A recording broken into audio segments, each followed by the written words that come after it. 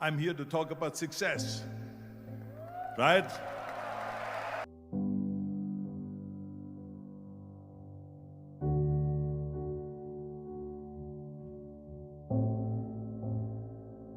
The first rule of success is to have a vision. You see, if you don't have a vision of where you go, and if you don't have a goal where you go, you drift around and you never end up anywhere. It's like you can have the best ship in the world, you can have the best airplane in the world. If the pilot or the captain doesn't know where to go, it would just drift around. It would not end up anywhere, or most likely in the wrong place. So I was very fortunate that I stumbled onto my vision. I mean, as you know, I was born in 1947 in Austria after the Second World War. And I didn't really like Austria when I grew up. I couldn't wait to get out of there. I couldn't see myself becoming a farmer or a worker in a factory or anything like that, even though my parents wanted me to stay there and have a normal life. My father wanted me to become a police officer like he was.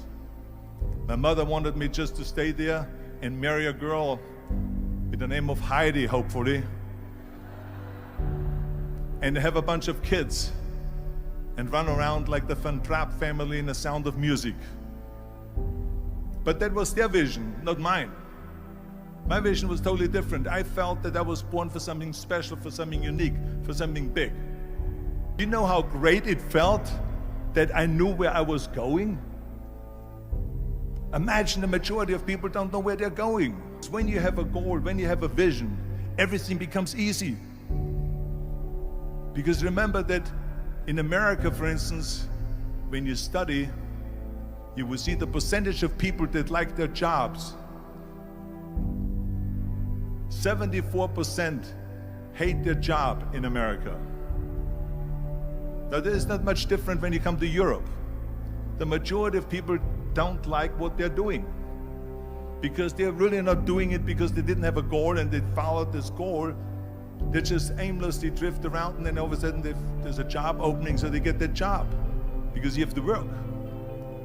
But then when you work, it's a chore. It's work. It's not fun. So if you think about, only a quarter of the people really enjoy what they're doing in life. That is unbelievable if you think about it. So I felt so blessed that I knew what I was doing. It's like a medical student that studies and knows he wants to become a doctor. You know where to go. So I knew where to go. So people always ask me, when they saw me in the gym in the pumping iron days, they say, why is it that you're working out so hard? 5 hours a day, 6 hours a day, and you have always a smile on your face. The others are working out just as hard as you do, and they look sour in the face. Why is that? And I told people all the time, I said, because to me, I'm shooting for a goal. In front of me is the Mr. Universe title. So every rep that I do gets me closer to accomplishing that goal, to make this goal, this vision turn into reality. Every single set that I do, every repetition, every weight that I lift will get me a step closer to turn this goal into reality. So I couldn't wait to do another 500-pound squat. I couldn't wait to do another 500-pound bench press. I couldn't wait to do another 2,000 reps of sit-ups. I couldn't wait for the next exercise, for the next half hour of posing and all the kind of things that you have to do to be a champion. And with the age of 20, I went to London and I won the Mr. Universe contest as the youngest Mr. Universe ever. And it was because I had a goal.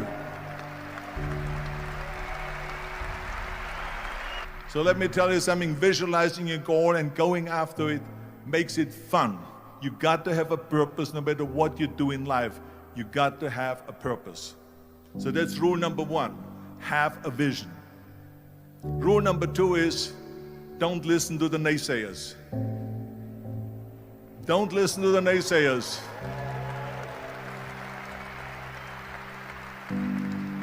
Everything I ever did, the thing that I heard out of people's mouth was, that's impossible.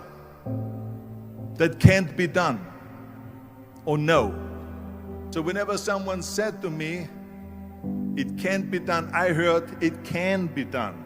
When they said no, I heard yes. And when they said it's impossible, I heard it is possible. I'm a strong believer of what Nelson Mandela said, that everything is always impossible until someone does it. Well, I'm going to be the one, I said to myself, I'm going to do it and I'm going to show it to them. Maybe it has never been done before. That's perfectly fine with me. But I'm going to do it. And I did not listen to the naysayers. The next thing, the third point that I'm going to make to you is, before we sit down with Jürgen and talk about the rest of the three, is work your ass off. There is no magic pill. There is no magic out there.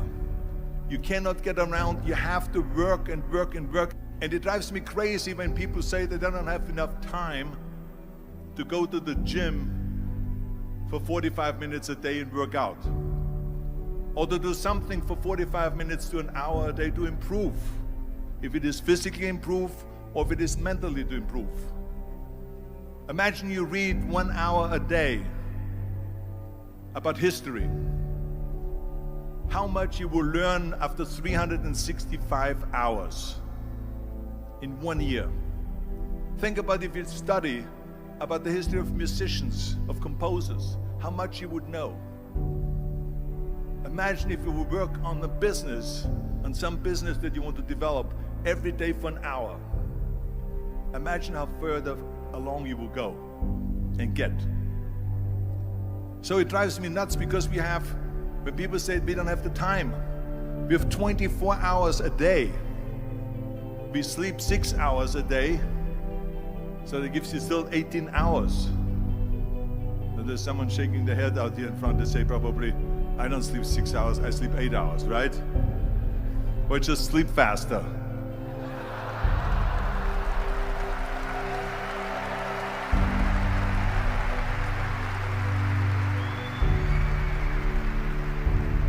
So we have 18 hours a day. The average person works around 8 to 10 hours. So let's assume it's 10 hours, so we have 8 hours left. Then you travel around an hour a day, maybe 2 hours a day. So now you have still 6 hours left. So what do you do with these 6 hours? What do you do with these 6 hours? Then we eat a little bit, then we schmooze a little bit, talk a little bit to people and all that stuff. But you can see how much time there is available if you organize your day. So you got to work hard. I mean, let me tell you something. When I went to America, I went to college. I went and worked out 5 hours a day. And I was working on construction. Because in those days in bodybuilding, there was no money. I didn't have the money for food supplements or anything. So I had to go to work. So I worked on construction.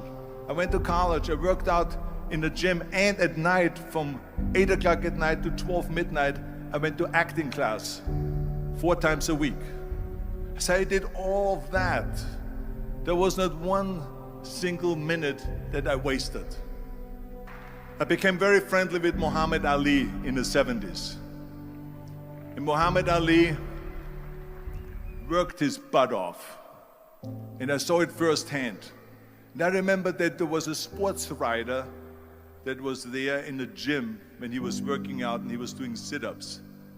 And they asked him, how many sit-ups do you do? And he said, I don't start counting until it hurts. Now think about that. He doesn't start counting his sit-ups until he feels pain. That's when he starts counting. That is working hard. And so you can't get around the hard work. It doesn't matter who it is. As a matter of fact, I believe what Ted Turner said, work like hell and advertise.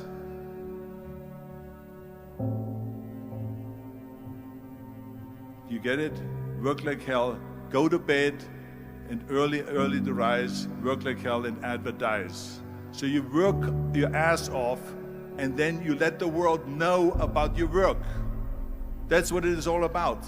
Let people know. If you have a company, if you have a movie, if you do a sports, work your ass off, but then advertise and let everyone know. I hate plan B.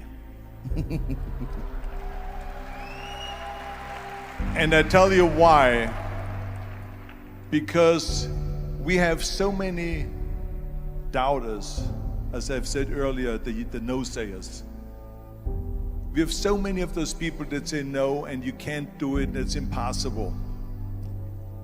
That is okay because we just turn off, as I said earlier, and we listen and we hear the no being a yes. You can't do it, you can do it, and all of that.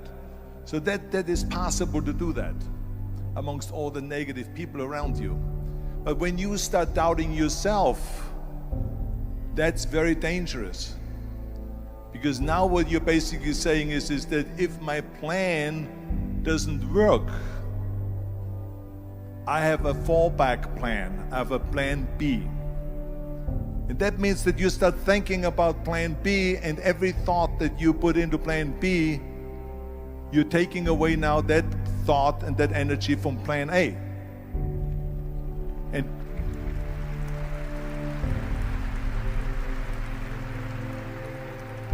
And it's very important to understand that we function better if there is no safety net, because plan B becomes a safety net. It says that if I fail, then I fall and I get picked up and I have something else there that will protect me.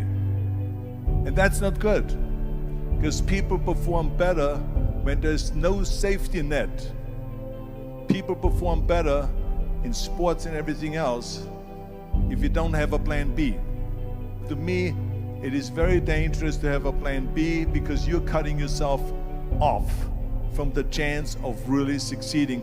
And the reason, one of the main reasons why people want to have a plan B is because they are worried about failing. What is if I fail, then I don't have anything else? Well, let me tell you something. Don't be afraid of failing, because there's nothing wrong with failing. You have to fail in order to climb that ladder. There's no one that doesn't fail. We all fail. It's okay.